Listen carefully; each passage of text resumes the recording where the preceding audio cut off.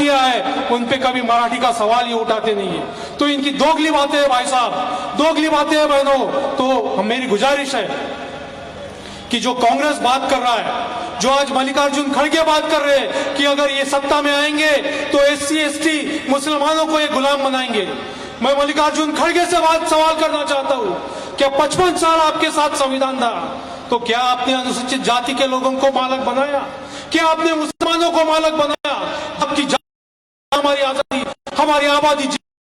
तो भाई और बहनों, आने वाले 20 तारीख को आपको गैस सिलेंडर को याद रखना है, हमारे शख्सियत को याद रखना है। बाबा साहब ने जो नुमाइंदगी आदरणीय प्रकाश आंबेडकर जी ने कि आज हम उस लायक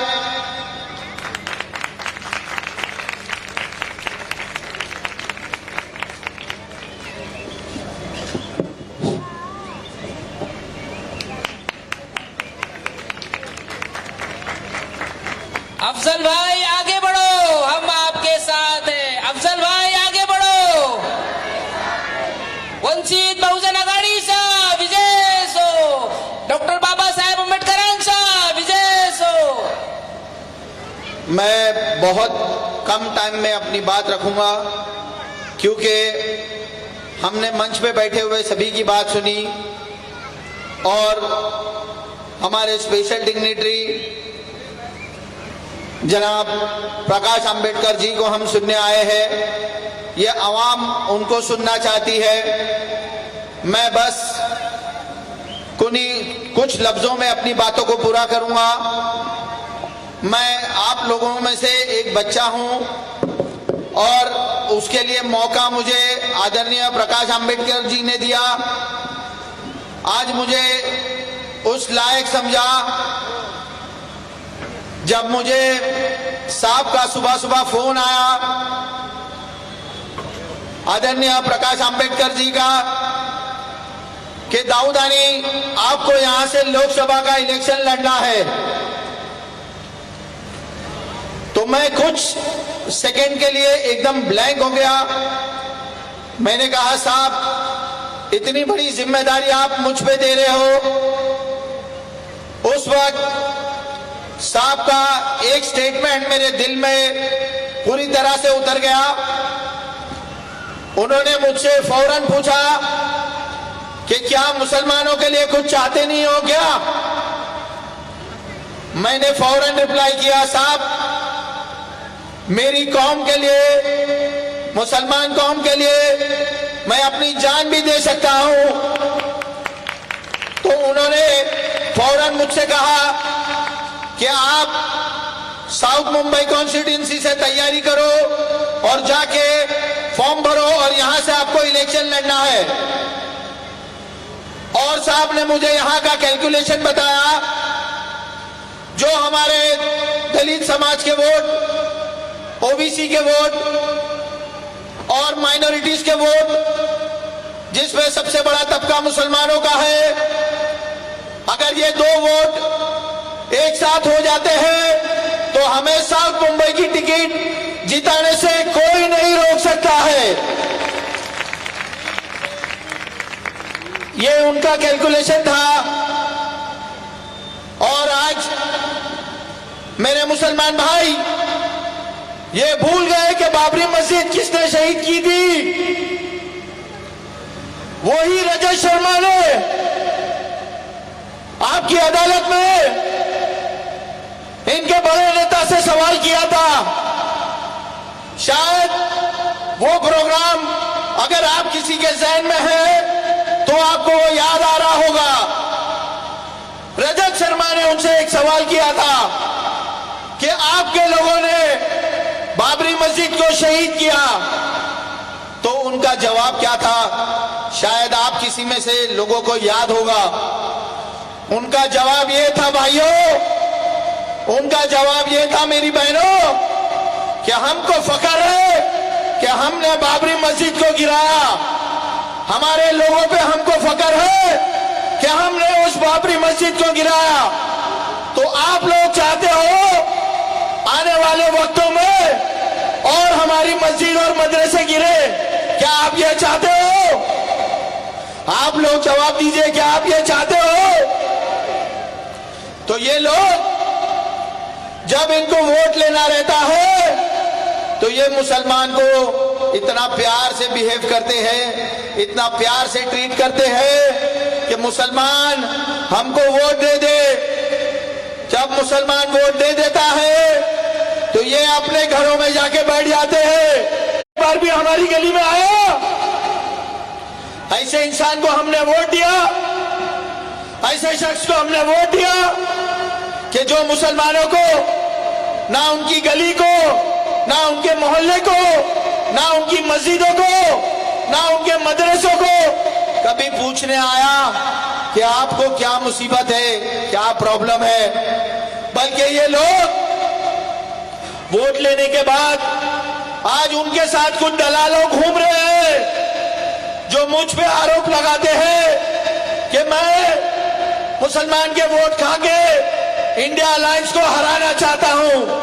ये उनके साथ जो दलाल घूमते हैं, ये वो दलालों का स्टेटमेंट है। तो मैं वो दलालों से कहता हूं कि अगर आपका ज़मीर मर गया है तो आप उस बाबरी मस्जिद के लोगों को साथ दो जिसने खुले मंच पे आके कहा कि बाबरी, मुसलमान तबका इतना बेवकूफ नहीं है। ये आने वाले वक्तों में पता चलेगा कि मुसलमान 20 तारीख को उतरकर 4 नंबर पर वोट डाल के जो गैस सिलेंडर है उसको पूरी तरह से जिताएगा।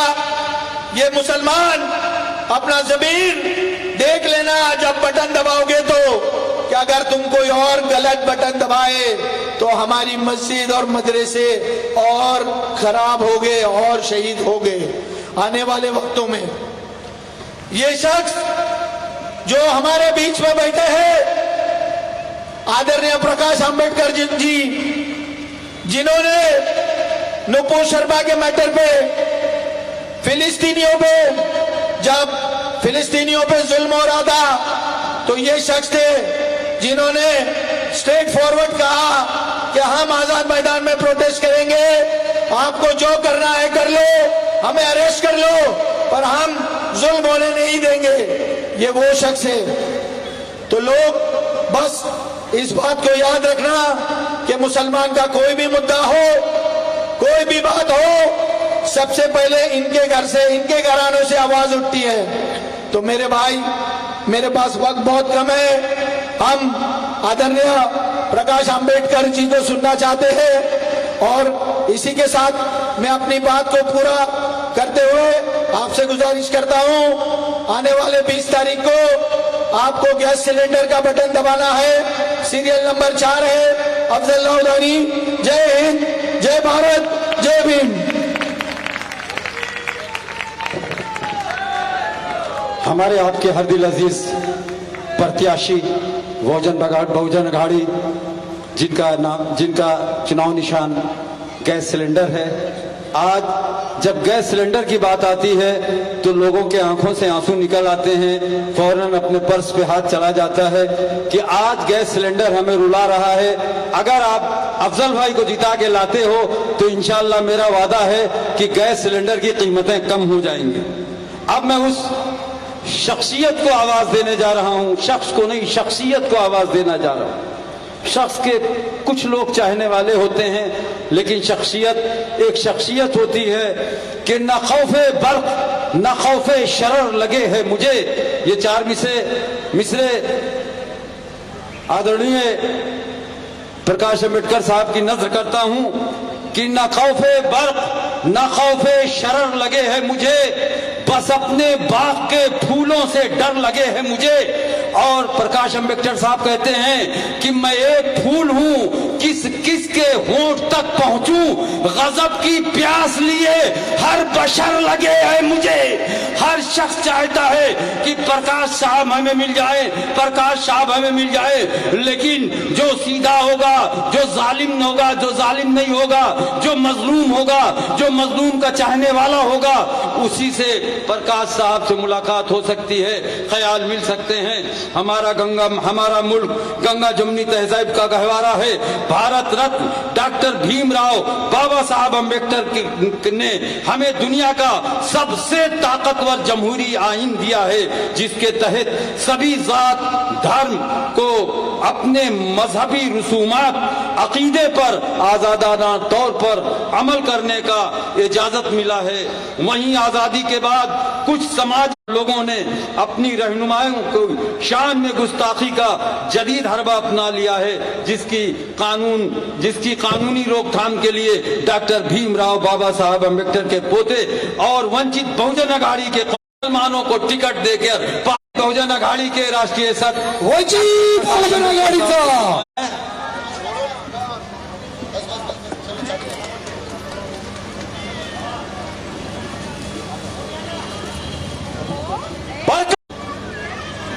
मैं अपनी बात रखना चाहता हूं। अफजल दाऊदानी के तुम उसको देख प्रचार सभा में देखने आया हो क्या? मैं आपसे कुछ बातें करना चाहता हूं।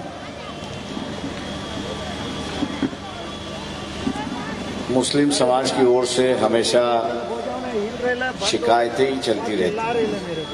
आपने वहाँ फिलहाल शिकायत ये है कि हमको कांग्रेस ने कैंडिडेट नहीं दिया, 21 राज्यों में नहीं दिया करके बता रहे हैं, लेकिन जो कैंडिडेट है उसके बारे में हम लोग बातचीत करने के लिए तैयार थे।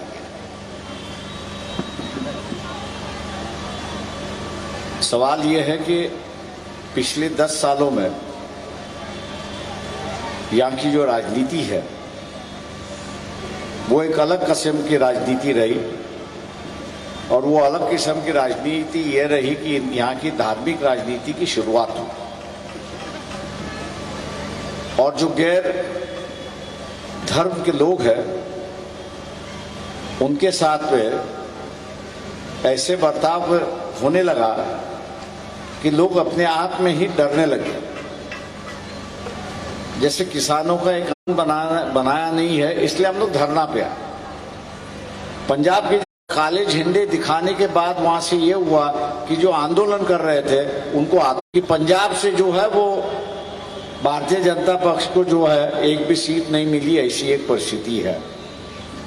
मैं आप लोगों से गुजारिश करता हूं कि दुनिया भर की बातें चलती रही। वंचित बहुजन आघाड़ी ने पिछले 5 सालों में किस इशू पे अपना आंदोलन किया उसकी भी चर्चा चलती रहेगी, लेकिन मैं आप लोगों से पूछना चाहता हूं, उस पार्लियामेंट में आप एक मुस्लिम मेंबर ऑफ पार्लियामेंट देखना चाहते हो या नहीं, ये सबसे बड़ा सवाल है। एक हद होती है कि जहां तक लोग सपोर्ट कर सकते हैं, लेकिन उसके बाद उसी समाज का या उसी धार्मिक समुदाय का एक व्यक्ति होना चाहिए कि जो अपनी बात पार्लियामेंट में कहे। मैं आप लोगों से ये कहूंगा कि जो राजनीतिक दल मुस्लिम समाज को कैंडिडेट नहीं देते हैं उसकी वजह एक है कि बातचीत तो हमारी चलती रहती है, उसमें झगड़े भी होते रहते हैं, लेकिन हम लोग उनसे पूछते तो वो यही कहते हैं कि अगर मुसलमान कैंडिडेट दो तो मुस्लिम उसको वोट नहीं देता है, और अगर मुस्लिम उसको वोट नहीं देता है तो फिर ये होता है कि पार्टी का दूसरा जो नॉन मुस्लिम वोटर है वो पूछता है कि फिर हम क्यों वोट दें, हम हमारा वोट क्यों जाहिर करें।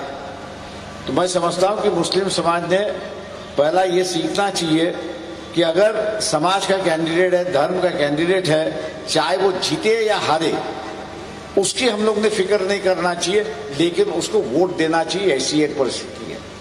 एक चर्चा ऐसी चली है कि अगर हम लोग अफजल दाऊदानी को वोट देंगे तो शायद बीजेपी जीत के आएगी। मैं ये पूछना चाहता हूं कि पार्लियामेंट की कितनी सीटें हैं? 544 सीटें हैं, और इन 544 सीटों में से 4 सीटें जो है कि जहां पर मुस्लिम कैंडिडेट और एक बुद्धिस्ट कैंडिडेट खड़ा हुआ है, ऐसी एक परिस्थिति है। क्या इन 4 सीटों को अपन अलग नहीं निकाल सकते? बीजेपी को हराने के लिए 540 सीटें हैं, उस पर हम लोग हरा सकते हैं, लेकिन जो ये चाहते हैं कि मुस्लिम समाज की रिप्रेजेंटेटिव पार्लियामेंट में ना हो, वो जो बातें रखते हैं उसी बात को हम लोग दोहराते रहते हैं और उसी बात पर हम लोग विश्वास रखते हैं। हम लोग अपनी बात पर कभी सोचते नहीं। और जिस दिन मैं समझता हूं कि मुस्लिम समाज अपनी बातों पर सोचना शुरुआत करेगा, तो इस राजनीति में एक काफी बड़ा बदलाव आएगा। ऐसी एक परिस्थिति 1990 या उसके पहले राजीव गांधी का वक्त था, उन्होंने भी 400 सीटें जीती थी। वीपी सिंह जो है बोफोर्स के मामले से वहां से निकाले गए। बोफोर्स के मामले का एक आंदोलन शुरुआत हुआ, एक नई राजनीतिक पहल वहां से शुरुआत हुई। और यह पहल मैं उस वक्त कहता था, क्योंकि हम लोग भी उनके साथ में थे, तो उस वक्त के हम लोग मुसलमानों को ये कहते हैं, अधिकांश उत्तर प्रदेश और बिहार के मुसलमान जो थे उनसे हम लोग ये कहते हैं कि आपको इस राजनीति में एक नया मोड़ ला सकते हो। तो उन्होंने कहा कैसे मोड़ ला सकते हो? मैंने कहा आप कभी अपनी राजनीति की ओर देखते नहीं हो, आप किस ढंग की राजनीति करते हो उसको आप देखते नहीं हो। आपकी राजनीति जो है वो सवर्ण वर्ग के साथ की राजनीति है, उनको आप सहयोग देते हो, और सवर्ण जो है वो सत्ता पर बैठता है। सवर्ण सत्ता पर बैठने के बाद यहाँ जो ओबीसी है, अदर बैकवर्ड क्लासेस जो है, उस पर अन्याय अत्याचार करता है। और ये ओबीसी जो है ये सोचता है कि मुसलमान इसको सत्ता दे रहा है, इसको मुसलमानों को मैं जरा सबक सिखा। और वहीं से हिंदू मुसलमानों की जो है दंगे का इतिहास हम लोग को दिखाई देता है। हमने उस वक्त बिहार और उत्तर प्रदेश के मुसलमानों से ये कहा कि आप एक मौका दो, आप वीपी सिंह के साथ चले जाइए, ओबीसी की राजनीति यहाँ से शुरुआत होगी। और जिस दिन मैंने कहा ओबीसी की राजनीति शुरुआत होगी, उस दिन से मैंने कहा लिख के लिए बिहार और उत्तर प्रदेश के दंगों की राजनीति वहां पे खत्म हो। 90 के बाद में उत्तर प्रदेश और बिहार से दंगों की राजनीति खत्म हो चुकी है। उसकी वजह यह है कि जो दंगे करने वाले थे, ओबीसी और मुसलमान दंगे करने वाले थे, हाथ मिला दिए और सत्ता में बैठ गए, और आज भी सत्ता में बैठे। ऐसी एक परिस्थिति। इस दंगों की राजनीति के बाद क्या हुआ? बम ब्लास्ट की राजनीति यहां पे शुरुआत हुई। बम ब्लास्ट की राजनीति यहां पे शुरुआत हुई और उसी का सिलसिला आज हम लोगों को दिखाई देता है। मैं समझता हूं कि आज भी एक नए मोड़ राजनीति यहां पर ले सकती है, ऐसी एक परिस्थिति है। और उस राजनीति के मोड़ को एक नया मोड़ अगर देना है तो मुसलमानों को अपना मुस्लिम उम्मीदवार चुनना चाहिए। वो जिस दिन पार्लियामेंट में चले जाएगा उस दिन यहाँ की राजनीति बदलना शुरुआत होगी। आप इसको याद रखें। आज हम लोग ने एक प्रेशर बनाया, वंचित बहुजन अघाड़ी ने मुसलमानों को उम्मीदवारी देते हुए एक प्रेशर बनाया है, और प्रेशर देके ये कहा है कि भैया जो वंचित बहुजन अघाड़ी के 2 लाख वोटर जो है, वो 2 लाख वोटर जो है वो अफजल दाऊदानी को पैसे मिलेंगे कि पार्टी के उम्मीदवार होने से पार्टी का वोट पार्टी को ही जाएगा। लेकिन अगर मुस्लिम समाज अगर वोट देता है तो मान लीजिए ये बदलाव की राजनीति यहाँ पे शुरुआत होगी। और उसके बीच में अगर दाऊदानी अगर जीत भी जाते हैं तो आप राजनीतिक दलों पर मजबूर करोगे कि मुस्लिम को भी उन्होंने उम्मीदवारी देनी चाहिए। ये एक नई व्यवस्था आप यहाँ पे शुरुआत करें।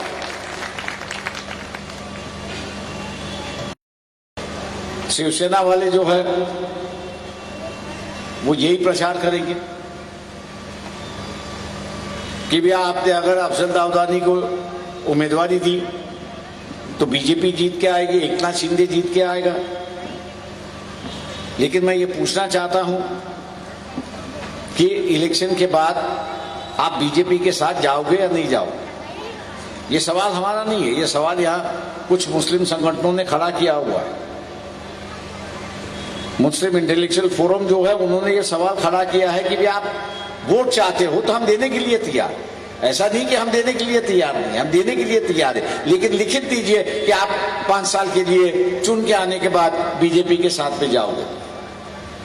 दोस्तों, मैं ये मान के चलता हूं, ये सवाल जो है मुझे जब महाविकास आघाड़ी में बुलाया था तब मैंने इस सवाल को उठाया था कि भैया अपन जीत के आएंगे तो सेक्युलर वोट के माध्यम से जीत के आएंगे, सेक्युलर वोट के माध्यम से हम लोग जीत के आएंगे, और सेक्युलर माध्यम के वोट से अगर जीत के आएंगे तो इसको हम लोग को आश्वासित करना होगा कि भैया ये 5 साल के लिए आपने हमको जिता दिया है, हम आपको आश्वासित करते हैं कि 5 साल तक हम बीजेपी के साथ में किसी प्रकार का समझौता नहीं करेंगे। सवाल ये रहा कि अगर वंचित बहुजन आघाड़ी को लेना है तो ये लिखित देना होगा, लिखित देना नहीं है, इसलिए क्या करना है कि वंचित बहुजन आघाड़ी को जो है आघाड़ी से ही बाहर कर दो, अलायंस से ही बाहर कर दो, और हम लोग को अलायंस से बाहर करवा दो। मैं एक समझता हूं कि अलायंस के बाहर करने के बाद जो हम लोग को मौका मिला, यहाँ की उम्मीदवारी खड़ा करने का मौका मिला, मैं समझता हूं कि हम लोग ने एक चैलेंज यहाँ के राजनीतिक दलों के सामने खड़ा किया है कि भैया मुस्लिम उम्मीदवार को वोट दे भी सकता है और ला भी सकता है। अगर आप लोगों ने यहाँ पे वोट दिया तो मैं यही कहूंगा कि जो पिछली बार हम लोग ने औरंगाबाद में किया, इमाम के साथ में बैठे हुए इम्तियाज जलील को जो हम लोग ने वहां पे जीता, 9 बार कांग्रेस जो नहीं कर पाई, राष्ट्रवादी नहीं कर पाई, एक ही झटके में जो है वंचित बहुजन आघाड़ी ने सेना का उम्मीदवार हराया और एक मुस्लिम उम्मीदवार वहां पर जीता। ये बंबई की राजनीति में भी हो सकता है, नहीं ऐसा नहीं है, लेकिन जैसे औरंगाबाद के वोटर मुस्लिम वोटर से हमने कहा वे कम से कम विश्वास तो रखिए। वहीं मुझे पूछ रहे थे प्रकाश भाई वोट मिलेगा नहीं मिलेगा, मैंने कहा गारंटी तो कोई दे नहीं सकता, गारंटी तो कोई दे नहीं सकता, लेकिन मैं अपनी जबान दे सकता हूं कि जितने वोट वंचित के साथ में हैं उतने वोट आपके कैंडिडेट को वहां पर मिलेंगे। मैं आज वही यहां पर आपसे कहने जा रहा हूं कि जितने वोट वंचित के पास है उतने के उतने वोट दाऊदानी को जो अफजल दाऊदानी को जो है वो मिलेंगे। ये मैं आपको दावे के साथ यहां पर कह रहा हूं, और इसलिए घबराहट शुरुआत हो गई, और इसलिए ये प्रचार चल रहा है कि बीजेपी जीत के आएगी। मैं शिवसेना उद्धव ठाकरे का जो संगठन है उनसे भी मैं पूछता हूं कि भैया जब आपने बीजेपी के खिलाफ हो ऐसे बता रहे हो तो लिखित देने में एतराज क्या है? आप जब बीजेपी के खिलाफ हो तो आपको लिखित देने में एतराज क्या है? उस मुस्लिम इंटेलेक्चुअल फोरम को आपको लिखित देने में एतराज किया? जब आप लिखित देने के लिए तैयार नहीं है तो इसका मतलब यह है कहीं ना कहीं तो भी आपकी अंदरूनी गुफ्तगू वहां पर शुरुआत हो चुकी है और आप वहां पर जाने की कोशिश वहां पर कर रहे हो। मैं ये कहूंगा मुस्लिम समाज से कि आपको किसी पे निर्भय होकर राजनीति नहीं करनी, आपको जो है किसी पर निर्भय होकर राजनीति नहीं करनी, आपको अपनी ताकत दिखानी। जिस दिन आपने अपनी ताकत दिखा दी मैं कहूंगा कि उस दिन से यहाँ के राजनीतिक दल जो है वो बदलना शुरुआत होंगे, और जो मुस्लिम उम्मीदवार आज नहीं दे रहे हैं वो कल जो पार्लियामेंट का चुनाव होगा उनमें उनके लिस्ट पे मुस्लिम उम्मीदवार के नाम होंगे। आप इस पे याद रखिए। और इसलिए कई चीजें हैं कि जिसके हम लोग बातचीत कर सकते हैं। यहाँ की सरकार जो है अगले 24 और 29 तक क्या करेगी, अगर आपको सुनना है तो मैं जरूर यहाँ के मुसलमानों से कहूंगा कि उस YouTube को आप सुनिए। जो निर्मला सीतारामन है, फाइनेंस मिनिस्टर है, उसके पति है परकला प्रभाकरन, उसके पति है, उनकी एक YouTube है, 15 दिन पहले की YouTube है, और उस 15 दिन पहले के YouTube पे उन्होंने अगर बीजेपी की सरकार और नरेंद्र मोदी दोबारा सत्ता में आते 2024 से 2029 तक इनका कार्यकाल कैसे होगा, ये क्या क्या करने जाएंगे, उसका विवरण उन्होंने दिया है। सिर्फ मैं मुसलमानों के हद तक अगर बात कहूं तो उन्होंने जिक्र गोधरा का किया है और उन्होंने जिक्र मणिपुर का कहा है। तो लोगों ने उससे पूछा कि आप इस दोनों का दाखला क्यों दे रहे हो? तो उसने ये कहा कि यहाँ की डेमोक्रेसी खत्म हो जाएगी और डिक्टेटरशिप शुरुआत हो जाएगी। यहाँ की डिक्टेटरशिप शुरुआत हो जाएगी, हुकुमशाही शुरुआत हो जाएगी, और जिस दिन हुकुमशाही शुरुआत होगी उसको स्टेबल करने के लिए, उसको मजबूत बनाने के लिए समाज को अनस्टेबल करना होगा, समाज के अंदर लड़ाई झगड़ा करना होगा। और जब तक समाज के अंदर लड़ाई झगड़ा चलते रहेगा तब तक ये जो डिक्टेटरशिप जो है उसको स्टेबलाइज करने का मौका मिलेगा। ऐसी एक परिस्थिति है। अब ये जो शख्सियत है ये दुनिया के जाने माने इकोनॉमिस्ट है, सरकार में बैठे हुए हैं, लेकिन इंसानियत अभी भी जिंदा है। और इंसानियत जिंदा होने की वजह से उन्होंने यहाँ के वोटर को, मतदाता को आगाह कर लिया है कि भाई अब बीजेपी को वोट देने के पहले इस बात पर आप गौर करो, आप दंगा फसाद चाहते हो या शांति चाहते हो। अगर दंगा फसाद चाहते हो तो भारतीय जनता पक्ष को वोट दीजिए। अब शांति अगर चाहते हो तो मैं कहूंगा कि आपको अफजल दाऊदानी को यहां पर वोट देना होगा। ऐसी एक परिस्थिति है। आज के मुताबिक कांग्रेस पार्टी इस अघाड़ी में है, लेकिन कांग्रेस पार्टी कहीं आपको ये आके कह रही है कि शिवसेना के जो उम्मीदवार है अरविंद सावंत, उनको वोट दो, ऐसे कांग्रेस कह रही है आपसे। कांग्रेस वाले मुझसे कह रहे हैं कि हमारा सैंडविच हो चुका है। तो मैंने कहा मैं आपको आगाह कर रहा था कि आपका सैंडविच हो रहा है, लेकिन आप मानने के लिए तैयार नहीं हो, आप मानने के लिए तैयार नहीं हो। आज यही दिखाई देता है कि जो डर हम लोग व्यक्त कर रहे हैं वही डर कांग्रेस महसूस कर रही है, वही डर एनसीपी में महसूस कर रही है कि इलेक्शन के बाद, जीतने के बाद उद्धव ठाकरे की सेना जो है ये बीजेपी के साथ जाएगी, और इसलिए कांग्रेस वाले जो है वो सेना को वोट दो ऐसे कहने के लिए कहीं भी आ नहीं रहे। मैं आप लोगों से आगाह करता हूं, कांग्रेस की नोकझोंक हमारी चलती रहेगी, कांग्रेस के साथ में हम लोग की नोकझोंक चलती रहेगी, क्योंकि एक ही तरफ के हम लोग, उस तरफ जा नहीं सकते। कांग्रेस भी जा नहीं सकती और हम लोग भी जा नहीं सकते। कांग्रेस हम लोग क्यों नहीं जा सकते? क्योंकि उनके चंगुल से 70 साल पहले हम लोग बाहर निकले, संविधान आया इसलिए हम बाहर सके, इसलिए हम लोग की आजादी है, हम लोग की आजादी बरकरार रखना है तो हम लोग को बीजेपी के साथ, आरएसएस के साथ दो हाथ लड़ना होगा, उनको विरोध करते ही रहना होगा। और इसलिए मैंने कहा कि कांग्रेस के साथ में हम लोग की नोकझोंक चलती रहेगी, लेकिन एक बात की मैं आपसे कह रहा हूं कि कांग्रेस अगर आपको अगर कहती है कि अरविंद सावंत को वोट दो तो ही वोट अरविंद सावंत को वोट दो। जब तक कांग्रेस नहीं आके कहती है तब तक आपका मन बना लो कि आपको जो है अफजल दाऊदानी को ही वोट देना है और हम अपने को ही वोट देंगे। ये मेरे ख्याल से हम लोग ने मन बनाना चाहिए। मैंने जैसे क्या 544 सीटें हैं बीजेपी को हराने के लिए, इन 4 सीटों को निकालो, 540 सीटें बचती है, उन 540 सीटों में आप बीजेपी को हराइए और ये माइनॉरिटी के जो कैंडिडेट है इन कैंडिडेटों को जिताइए।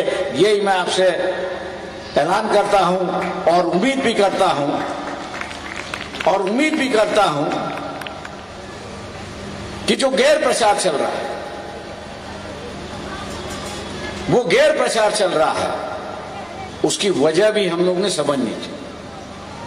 ऐसा नहीं है कि कांग्रेस देना नहीं चाहती, मैं कांग्रेस की तरफदारी नहीं कर रहा हूं, लेकिन उनकी मजबूरियां आपके सामने रख रहा हूं। कांग्रेस की मजबूरी है, सोनिया गांधी के खिलाफ इंक्वायरी चली है, राहुल गांधी के खिलाफ इंक्वायरी चली है, खड़गे जो है उनके खिलाफ इंक्वायरी चली है, आधा डजन कांग्रेस के वर्किंग कमेटी के मेंबर है उनकी इंक्वायरी चली है, सवाल ये है कि वो अपने आप को बचाएंगे, ये आपका प्रचार करते रहेंगे। जब तक वो अपने आप को बचाते नहीं, तब तक वो दूसरों की लड़ाई लड़ नहीं सकते। जब तक वो अपने आप को बचाते नहीं, तब तक वो दूसरों की लड़ाई यहाँ पे शुरुआत नहीं कर सकते हैं। और इसलिए उनकी मजबूरी है, और मजबूरी की वजह से ही मैं आज कह रहा हूं कि कांग्रेस वाले जो है वो अरविंद सावंत को या बीजेपी उद्धव ठाकरे के जो उम्मीदवार है उनको वोट दो, ऐसे प्रचार के लिए वो आज तक बाहर निकले नहीं है। ऐसी परिस्थिति है। हो सकता है कि कल जबरदस्ती उनको ले आए, कल हो सकता है कि जबरदस्ती उनको ले आए और कहे कि भैया हम सपोर्ट कर रहे हैं, लेकिन ये जबानी बातें होगी, दिल की बातें नहीं होगी। ऐसी एक परिस्थिति है। इसलिए हम लोग को कुछ बातें समझनी चाहिए और कुछ बातों पर हम लोग को ऐलान करना चाहिए। मैं आज आप लोगों से आग्रह करता हूं कि आपके दिमाग से बीजेपी को हराना ये निकाल दो, इस कॉन्स्टिट्यूंसी के लिए निकाल दो। बाकी के कॉन्स्टिट्यूंसी है जहां पर मुस्लिम समाज जो है वो बीजेपी को हराने के लिए बैठा हुआ है, क्योंकि वहां मुस्लिम कैंडिडेट है ही नहीं। यहां जो एक मुस्लिम कैंडिडेट है, और इसलिए मैं मुसलमानों से कह रहा हूं कि आप अगर अपने कैंडिडेट को वोट नहीं दोगे तो यही सवाल अगली बार पूछा जाएगा कि आपने जब अपने कैंडिडेट को वोट नहीं दिया, अपने समाज के कैंडिडेट को वोट नहीं दिया, अगर हमने उम्मीदवारी दी तो आप कहां से दोगे? ये शक जो है हम लोग अपने ही कर्तृत्व से पैदा कर रहे हैं। ऐसी एक परिस्थिति है। उदाहरण आपको यही देंगे कि वंचित ने जो है औरंगाबाद में एक मुसलमान कैंडिडेट को जिताया था। आपके सामने एक एग्जाम्पल था, दाऊदानी भी जीत सकता था, लेकिन आपने उनको वोट नहीं दिया, और इसलिए हम आप पे विश्वास नहीं करते कि आप एक अगर हमने मुसलमान कैंडिडेट दिया तो आप उसको वोट देंगे। ये जो शक की भावना जो है, ये शक की भावना हम लोग ही पैदा कर रहे हैं, और कोई पैदा नहीं कर रहा। ये शक की भावना हम लोग ही पैदा कर रहे हैं, दूसरा और कोई पैदा नहीं कर रहा है। और इसलिए ये जो शक की भावना जो है, इसको हम लोग को खत्म कर, मैंने जैसे कहा। और पिछले इलेक्शन जो आज मतलब चौथे फेज का जो इलेक्शन हुआ, ये 5वें फेज का इलेक्शन होने जा रहा है। 50% के ऊपर वोटिंग नहीं हो रहा है।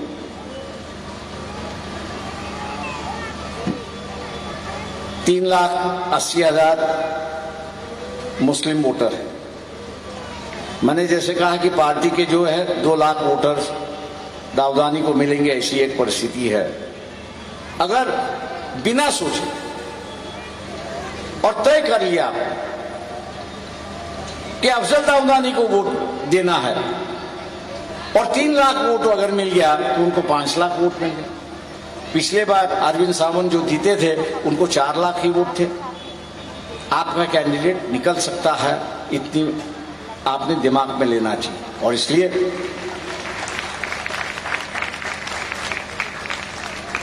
अंग्रेजी में जिसको कहते हैं कि नेगेटिव सोच जो है, नकारात्मक सोच जो है, उसको हम लोग इस कॉन्स्टिट्यूंसी के निकालो। नकारात्मक सोच जो है उसको निकालो, और जो पॉजिटिव सोच है, जो हकीकत है, और हकीकत की सोच है कि अगर हमने अफजल दाऊदानी को वोट दे दिया तो मैं मान के चलता हूं, और मुसलमानों ने तय कर लिया कि वोट देना है, तो मैं मान के चलता हूं कि बंबई से एक मुस्लिम कैंडिडेट हम लोग यहां पर जिता सकते हैं, और साउथ बॉम्बे से वो जीत सकता है। ऐसी एक परिस्थिति है। और इसलिए मैं आपसे ऐलान करता हूं, कुछ लोग गलत प्रचार करने भी आएंगे,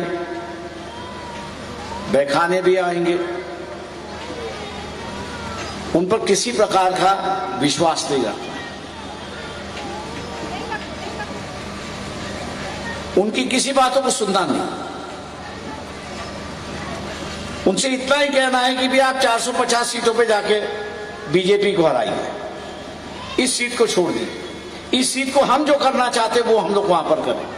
और हम लोग करना चाहते ये है कि अफजल दाऊदानी को जिताना है और अफजल दाऊदानी का जो गैस सिलेंडर है वो गैस सिलेंडर पार्लियामेंट में पहुंचना चाहिए। यही मेरे ख्याल से हम लोग की ख्वाहिश होनी चाहिए और यही हम लोग का इरादा होना चाहिए। जब तक हम लोग का इरादा नहीं होगा, जब तक हम लोग खुद तय नहीं करेंगे, जब तक हम लोग खुद तय नहीं करेंगे, तब तक मैं मान के चलता हूं कि यहां की बदलाव की राजनीति में आप गली में, नुक्कड़ में, जगह जगह जहां पर अगर मुस्लिम समाज ये कहना शुरुआत करे कि नहीं भाई इस कॉन्स्टिट्यूंसी में जो है हम अफजल दाऊदानी को वोट देंगे, तो मैं मान के चलता हूं कि हर कॉन्स्टिट्यूंसी में 5% वोट ऐसा होता है, 5% वोट ऐसा होता है कि जो कहता है जो जीतने वाला है मैं उसी को ही दे दूं, मेरा वोट जाहिर क्यों करूं, जो जीत रहा है मैं उसी को दे दूं। और ये 5% वोट अगर अपने पास खींचते हैं गली गली में, नुक्कड़ नुक्कड़ में, चाय के ठेले पर, होटल में, जहां कहीं भी हो, ये 3-4 दिन के अंदर ये कहना चाहिए कि हमारा वोट जो है वो समाज के कैंडिडेट को है, दाऊद अफजानी को है। और ये बात अगर आप करोगे तो मैं मान के चलता हूं कि गैस सिलेंडर जीतेगा, गैस सिलेंडर जीतेगा, गैस सिलेंडर जीतेगा। इन्हीं लफ्जों के साथ मैं आपसे रजा लेता हूं। जय हिंद।